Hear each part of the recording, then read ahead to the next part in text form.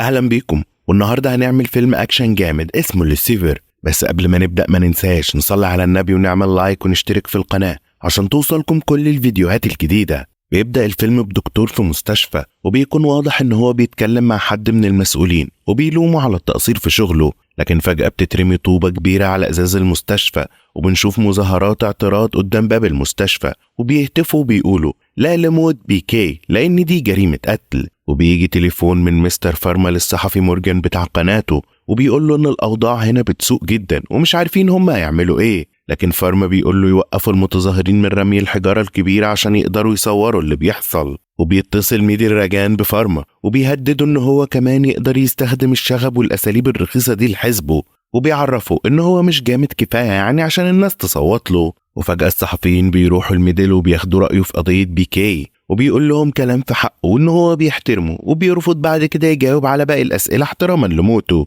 وبيكمل تهديد في فارما، وفارما بيتبادل مع نفس التهديد، وبيبدأ بقى ميدل فعلا يقلق من اللي ممكن يعمله فارما، لأنه هو خايف من اللي ممكن يعمله في المستشفى لأنها باسم بنته والمستشفى ملكه. وبنشوف المتظاهرين بدأوا يهتفوا بشكل كبير جدا ضد ميدل وبيهددوه إن أيامه بقت معدودة. وفي الوقت ده بتشتبك الشرطة مع المتظاهرين وبتحصل فوضى ضخمة جدا وحرايق، وبتتكسر عربيات رجالة فارما. وبعد ما بيحصل كل ده بقى بتبدأ قصتنا مع المناضل جوفاردان، واللي بيكون موجود في أوضته بيصور لايف تحذير للشعب، وبيشرح لهم بقى الوضع السياسي اللي داخل عليه البلد، وبيقول لهم إن بنت بيكي مرشحة إنها تمسك البلد. وبعد كده بنروح للمستر إبدو، واللي بيكون متوجه لمرشح اسمه بوبي، وده جوز بنت بيكي وموجود في كازينو. وبنعرف إن بوبي ده مسؤول فاسد، وبيسأله أبدو عن وضع البلد، وبيقول له بقى إن كل شيء تحت السيطرة. وبيطولوا الحوار بينهم وبين أبدو، بيتفقوا على خراب البلد هما الاتنين بسبب رغبتهم في السرقة والنهب، وإنهم عايزين ينشروا الفساد،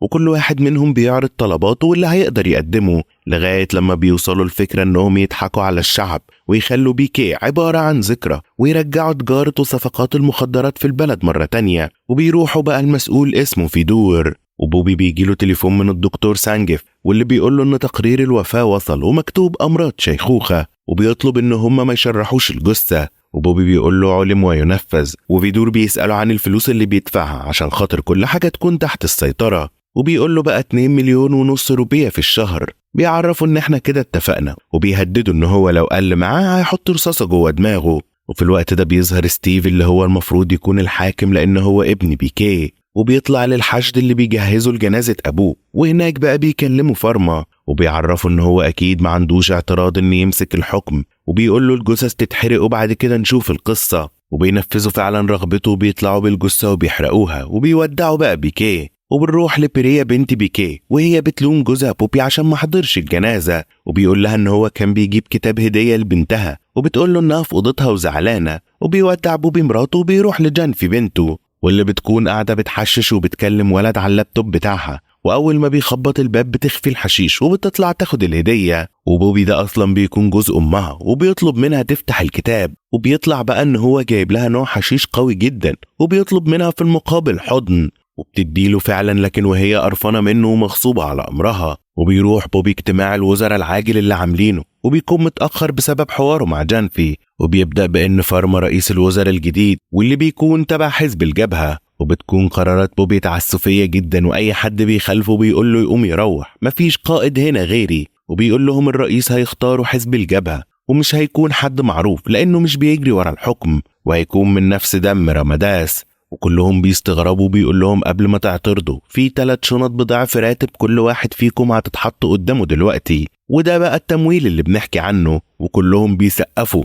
وبيطلب من فارما ان يعمل قائمة جديدة للوزارة الجديدة ويقطع القائمة المقترحة. وبعد كده بنشوف فارما بيطلب من بوبي انهم ياخدوا ستيفن في صفهم لانه قائد مهم وكمان واخد شعبية، وانهم يكسبوه احسن من ان هو يكون عدو. وبيوافق بوبي فعلا، وبيطلبوا من ستيفن ان يجي. ولما بيوصل ستيفن بيحاول فارما يمهد له انهم محتاجين تمويل ضخم ومش هينفعهم التمويل الحالي، لكن بوبي بيكون صريح في كلامه وبيقول له انهم محتاجين لتجارة المخدرات ومش محتاجين موافقته اصلا، لكن بيعرفوا كمان انهم مش محتاجين رفضه وإثارة الفتن عليهم واعتراض الشعب. وبيقول له ستيفن ان تجارة المخدرات ده شيء قذر، وهو ناوي يعمل كل اللي في وسعه عشان يحاربها. وبيخرج بعد كده وبيسيب المكان، ومن اللحظة دي بتبدأ الحرب بين ستيفن وبوبي. وبيروح بوبي لصاحب أشهر قناة واللي بتتمول من حزب الجبهة وبيطلب منه ينشر معلومات سيئة عن ستيفن.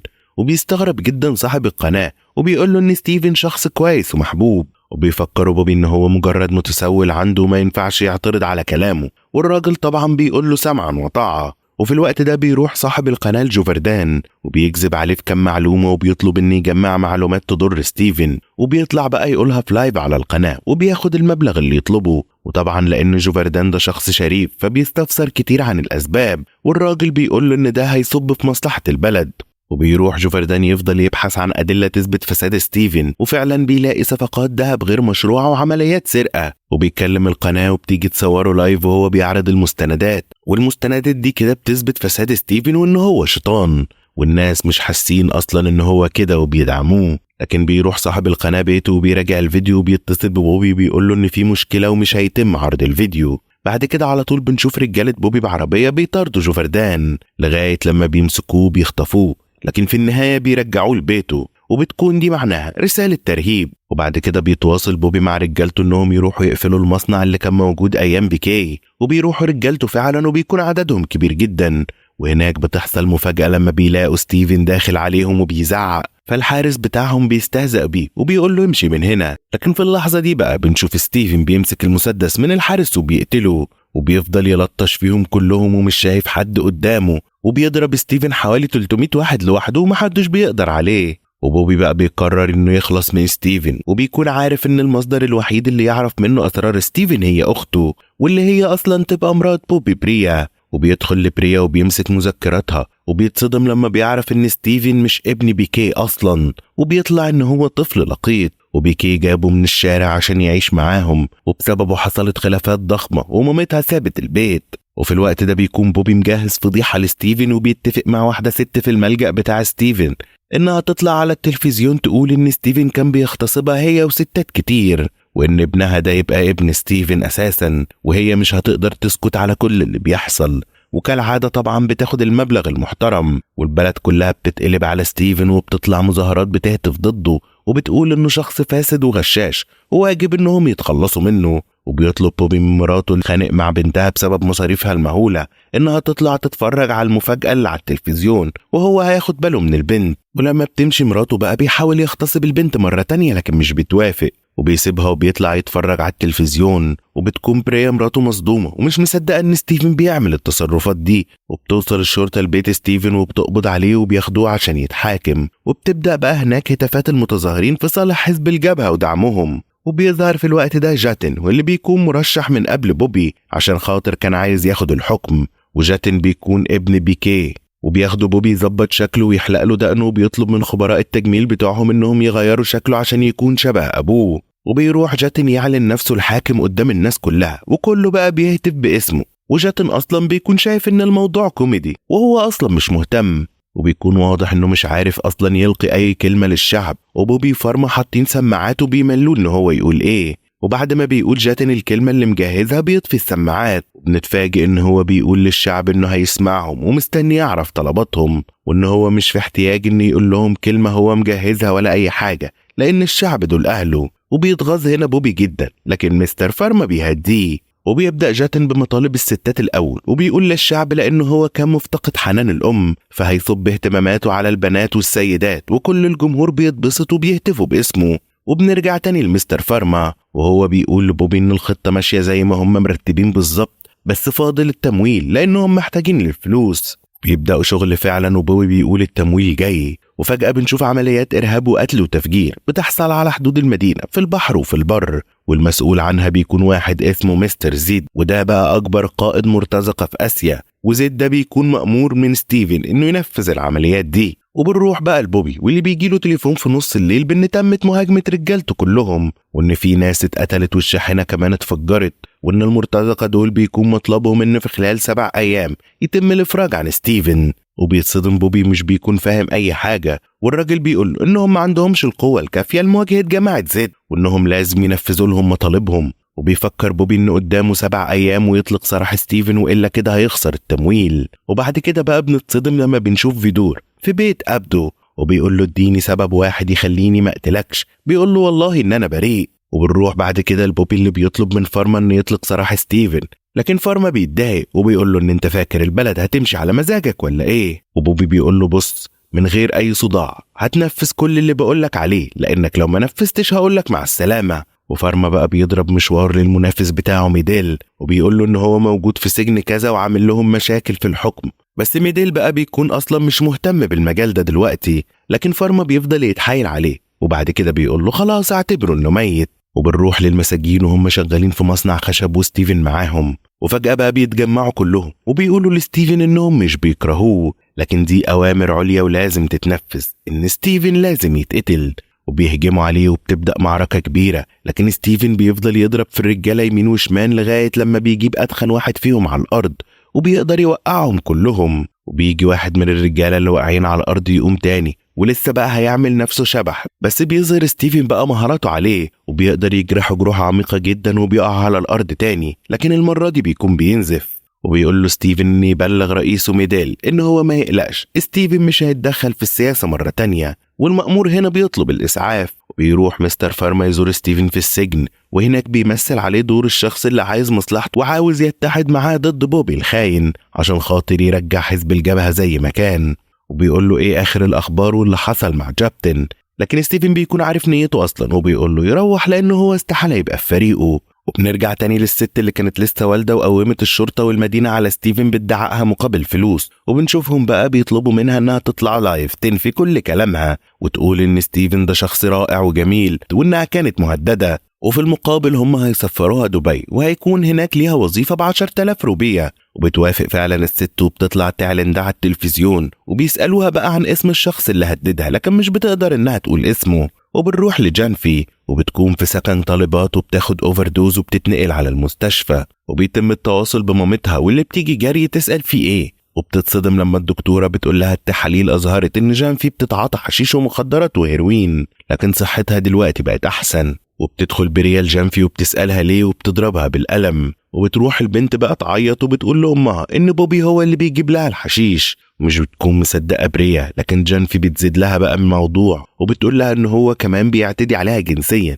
وبتطلب من مامتها المساعدة. وأول ما بتروح بريا البيت بتشوف بوبي وبتروح ضربة بالقلم وبتقول له إن بنتها فضحته قدامها وإن هو إزاي يسمح لنفسه يلمس بنتها، لكن بتتصدم لما بتسمع إن بوبي بيقول لها أيوة لمستها وإن بنتك كملت السن القانوني وهي مش بنتي، فهو مش بيكون شايف قضية أخلاقية في الموضوع، وبيهددها كمان بالقتل هي وبنتها لو اعترضوا مرة تانية، وبيزقها وبيمشي. في الوقت ده بتتعب جدا بريا وبتبدأ تكلم صورة بيكيه وبتلوم إن هو مشي وسابهم، وبتفتكر كلامه اللي كان بيقول فيه إن هو لو كان ميت وحست إن الدنيا بتنهار حواليها المفروض إنها تلجأ لستيفن. وبنروح بقى لستيفن وهو بيطلقوا سراحه والشعب كله بيهتف باسمه وبيقولوا إن هو راجل كلمة حق. وبعد كده بتتصل بريا بستيفن وبتروح تقابله وبتحكي له عن كل التهديدات اللي اتعرضت لها من بوبي، لكن هو بيقول لها ما تقلقيش سيبيني بقى أنا هتصرف. وبعد كده بيروح ستيفن على مقر القناة والمذيعة بتتخض جدا ورئيس القناة بيسأله عن سبب وجوده،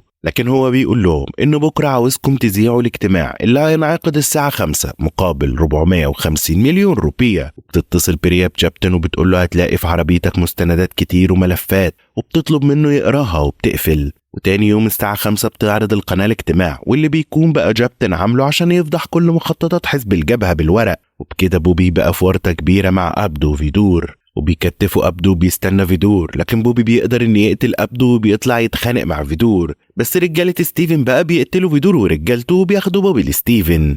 وستيفن بيتصل ببريا وبيقول لها إن بوبي موجود، تحبي أخد حقك إزاي؟ بتقول له اقتله، وفعلا هو مش بيأثر، وبيبعت ستيفن مبلغ مالي لجوفردان وورقة شكر عن بحثه عن الحقيقة، وبيكون كمان مجهز له مفاجأة ومرجع له مراته وبنته. وبتخلص بقى قصة حزب الجبهة، ترجع أوضاع البلد كما كانت أيام بيكيه. وبكده يكون خلص ملخص فيلمنا النهاردة. أهلا بيكم، والنهاردة هنعمل فيلم أكشن جامد جدا، بس قبل ما نبدأ ما ننساش نصلي على النبي ونعمل لايك ونشترك في القناة عشان توصلكم كل الفيديوهات الجديدة. بيبدأ الفيلم مع الفتوة شيفا وبيكون في بيت راجل اسمه نالي، بيبقى نازل فيه ضربه وبيقول له إن هو بقاله 3 سنين مستني ينتقم منه. وبعد كده شيفا بيكون في القسم وبيتعامل ببرود ولا مبالاة مع كل اللي في القسم. وهناك أبوه بيوصل وبيزعق في المحقق وبيقول له إن مفيش أي شهود على ضربه لنالي، وبيتخانق كمان مع المحقق وبياخد ابنه وبيمشي، وبيطلب من ابنه إنه يسيب البيت ويسيب القرية كلها ويمشي، لأن وجوده أصبح فيه خطر وإن هو مش بيسمع الكلام وعلى طول شغال ضرب في الناس كلها. لكن ابنه بيقول له اطلب أي حاجة غير دي، لأن مستحيل أسيب القرية، لأن مش هينفع أسيبك تعيش لوحدك، وإن كمان هو عنده أهداف شخصية ومش هيقدر يتحرك من البلد غير لما يحققها. وبيسيبه وبيمشي وبيروح يكمل ضرب في ناس تانية وبيولع في حقل واحد لغاية لما بيبقى رماد، والرجالة بتجمع بعضها وكل واحد متضرر بيفضل يستحلف له، وبيجهزوا خطة ذكية لأنهم فاهمين إنه مش سايب وراه أي دليل. وبعد كده بيروح على الطريق وبيتخيل حبيبته موجودة وبينزل يكلمها، لكن بيتفاجئ إنها عبارة عن هوا، وبيركب مركب لوحده وبيفضل يتخيلها في البحيرة. وبعد كده بيروح عند أبوه أصحابه وهم قاعدين في سهرة وبيكونوا بيحكوا عن الجواز وإن هو متعب جدا. وبيروح أبوه اللي اسمه دادي يتكلم مع شيفا وبيسأله إذا كان فاكر باباه ومامته ولا لأ. وبنفهم هنا إن شيفا يتيم، ودادي ده اتبناه بعد وفاة أبوه وأمه في حادثة، لأنهم كان ليهم أفضل كتير على دادي. وبعدها دادي بيطلب منه تاني إنه يمشي من المدينة لتاني مرة، لكن شيفا بيرفض للمرة التانية وبيطلب من أبوه إنه ما يقولش كده مرة تانية. وبيروح دادي وبيتعصب وبيلم أصحابه وبيمشي، وبيكون فاهم إن هو اللي أخطأ في تربيته وبيحس بالذنب في الاتجاه ده. وبعد كده بنرجع فلاش باك قبل 3 سنين وبنشوف دادي وهو بيتخانق مع فان باكازي وبيكون معاه شيفا، وبتكون خناقتهم دي على حاجة في منتهى الضحك، إن اللي هيحرك تمثال جاندي ناحيته هيكون مستعد للضرب. ودادي بيقول لشيفا يروح يحرك تمثال جاندي وما يقلقش، وبيروح فعلا شيفا يحركه، لكن بيهجم عليه الرجاله وابوه بيتصدى لهم وبيفضلوا ينزلوا ضرب في بعض لغايه لما بيطلع من البلكونه واحد اسمه مستر فيشو وبيكون في صف دادي وبيعلن انتصارهم، وبيبداوا يحتفلوا ويهتفوا باسم دادي. وفيشو بيكون بيراقب ده من البلكونه وبيكلم نالي وبيبان ان هو زعلان وبيسال هم مين اللي خلاهم يفوزوا عشان خاطر يهتفوا باسمه. بعد كده بيمشوا في مسيره وبيفضلوا يحتفلوا ويهتفوا،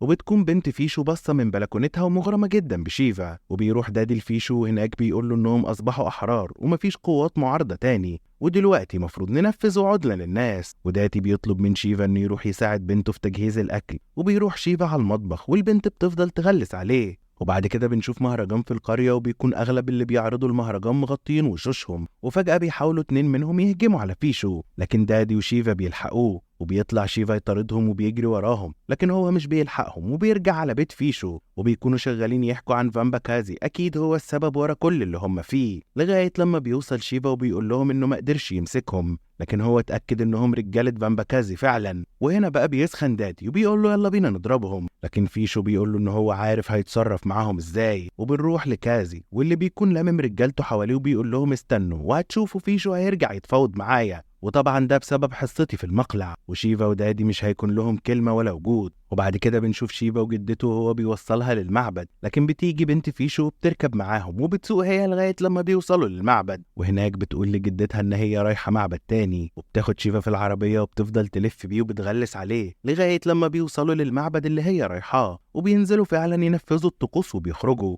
وفي الوقت ده دادي بيلاحظ واحد بيلم الضرايب من سكان قريته وبيروح عشان يتخانق معاه، والراجل بيقول له ان فيشو هو اللي قال له يروح يجمع الفلوس. لكن دادي بياخده هو وشيفا وبيطلع على بيت فيشو وبياخد معاه رجالته، وبيطلب من فيشو انه يتوقف عن التصرفات اللي بيعملها. لكن فيشو بيقول له انت فاكر عشان انت جاي لي انت ورجالتك هوقف عن الخطط اللي بعملها؟ لا انا مش هتوقف، واعلى مفخلك اركبه. وبيبداوا يضربوا في بعض وبتحصل معركه شرسه، وشيفا هنا بيجري ورا نالي وبيكون عاوز يخلص عليه لأن نالي حاول يضرب دادي. والبنت في الوقت ده بتطلع توقف شيفا عن الجري وبتعترف له بحبها، يا ست انتي مش وقتك. لكن بيطلع شيفا ولا في دماغه دادي ولا فيشو وبيفضل يرقص في الشارع من الفرحة. وبعد 4 أيام بيروح شيفا لدادي وبيفتحوا في موضوع جوازه من بنت فيشو، لكن دادي بيقول له ان انا مش هقدر امنعك، لكن انا في خلاف شديد بيني وبين فيشو ومش هقدر افتحه في الموضوع دلوقتي. فشيفا بيطلب منه الموضوع تاني وبيقول له ان هو مش فارق معاه حد لان البنت كمان معجبة بيه. ودادي بيقول له خلاص استنى يومين يهدى الموضوع وفاتح فيشو. بعدها بتكذب البنت على جدتها وفيشو بتقول لهم انها رايحه تقابل صاحبتها، وشيفا بيكون مستنيها بالموتوسيكل وبيخرجوا يتفسحوا مع بعض وبيقضوا وقت جميل جدا. وتاني يوم بيدخل دادي على اوضه شيفا وبيقول له ان هو خلاص قرر يتكلم مع فيشو في موضوع بنته اندو، وانه هيتكلم كمان عن جوازه منها. وشيفا بيحضنه وبيروح يخرج مع اندو وبيفضلوا الليل كله بره، وهناك بتقول له أندو إنها قلقانة من أبوها لأنه عاوزها تتجوز من شاب في أمريكا لأن ده مكان دراستها، لكن شيفا بيقول لها تحاول هي تتكلم معاه في الأول وبعد كده دادي هيحل الموضوع. وبيروح لها بالليل بالموتوسيكل، وللأسف باباها شايفها من فوق وملاحظ كل حاجة هو ونالي، وبيكون شيفا متوتر جدا فبيكلم دادي وبيقول له يروح على بيت أندو يتكلم مع شيفا لأنه بيكون قلقان من رد فعله قدام أندو، ودادي بيكون مش موافق في الأول لكن بعد كده بيرضى وبيروح شيفا وبيقع في النوم ومش بيحس بنفسه. وتاني يوم الصبح بيصحى مش بيلاقي حد وبيلاقي موبايلاتهم مغلقة، وبيحاول يوصل لدادي وبيلاقيه عمل حادثة وفي المستشفى، وبيسأله إذا كان راح لفيشو ولا لأ، فبيقول له إن هو ما راح. لكن شيفا بيتوتر أكتر لأن موبايل أندو بيكون فاصل خالص من أول اليوم، وبيقول الكلام ده لدادي لكن هو بيطمنه وبيقول له إن الموضوع ده بتاعي ما تقلقش، وبيطلب منه يروح يحصل الفلوس من المزارع اللي في المزرعة بتاعته. وطول الطريق شيفا بيحاول يتصل بأندو لغاية لما فجأة بترد وبتقول له شيفا وبتقفل، وبيجري شيفا وبيعمل حادثة في الطريق، لكن على الرغم من كده بيقوم بينظف هدومه وبيفضل يكمل جري على بيتها. وهناك بيمسك فيشو شيفا وبينزل فيه ضرب وتلطيش وبيسلمه لرجالته اللي بيكملوا فيه ضرب على السلالم، وبياخدوه في عربيتهم على الورشة بتاعت فيشو وبيكملوا ضرب في شيفا لغاية لما بينزف وبيمثل ان هو مات عشان خاطر يسيبوه. وبعد ما كلهم بيمشوا بيحاول يستجمع كل القوة اللي عنده وبيروح على بيت أندو، وهناك بيلاقي البيت مقفول وبيجيله واحد من الخدم يقوله ان ميسيس أندو اتجوزت وكل العيلة رايحة تودعها لأنها هتعيش في أمريكا مش هنا. وبيتصدم شيفا وبيفضل يعيط ومش بيكون في ايده اي حاجة وبيفضل هنا يدخن. وبتكون القرية في الوقت ده بتستعد المهرجان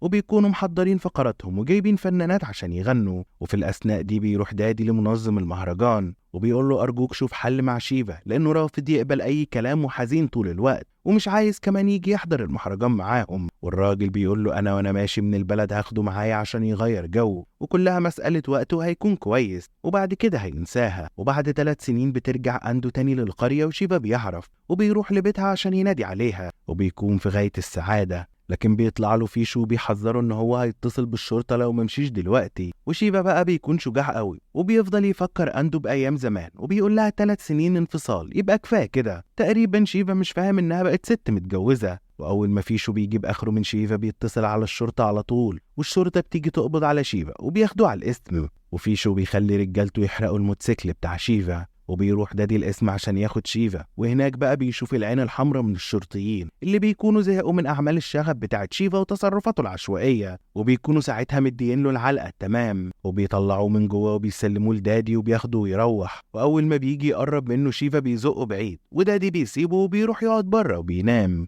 وفي نص الليل بيقوم ومش بيلاقي شيفا في البيت وبنتصدم لما بنشوف شيفا بيقدر يتسلل لغاية أوضة أندو وبيدخل هناك يربطها في السرير وبيفضل يحكي لها عن ال3 سنين انفصال اللي فاتوا، وهي طبعا بتكون مش قادرة تنطق بحرف واحد لأن بقها هو سدده لها. ولما بيطلع الصبح بيفك شيفا الرباط وأندو بتقوله إنه حبه مزيف وإنه هو كان بيكذب عليها وإنه كمان شخص سادي ودي مش تصرفات إنسان طبيعي، وإنه هو لو بيحبها بجد يتمنى لها حياة جميلة مع الشخص اللي عايشة معاه، مش هو جاي عشان يبوظ حياتها عليها ويفضحها كل شوية في المنطقة. وشيفا بيطلب منها انها تهرب معاه لكن لما مش بتوافق بياخدها غصب عنها. ولما بينزلوا من البيت فيشو بيلاحظهم وبيروح يضرب شيفا وبيقول له ان انا كل يوم هجيب لك الشرطة احنا مش ورانا غيرك. وبيروح شيفا هنا بيضرب فيشو وبيجي دادي في اللحظة دي وبيضرب شيفا تاني وبيقول له سيب البنت في حالها وبياخده في عربيته وبيمشي وفي نص الطريق بينزلوا وبيدور بينهم حوار طويل ودادي بيقول له ان تصرفاتك دي بقت صبيانية وسادية جدا وكمان بيعرفوا انهم لازم يخرجوا بره البلد.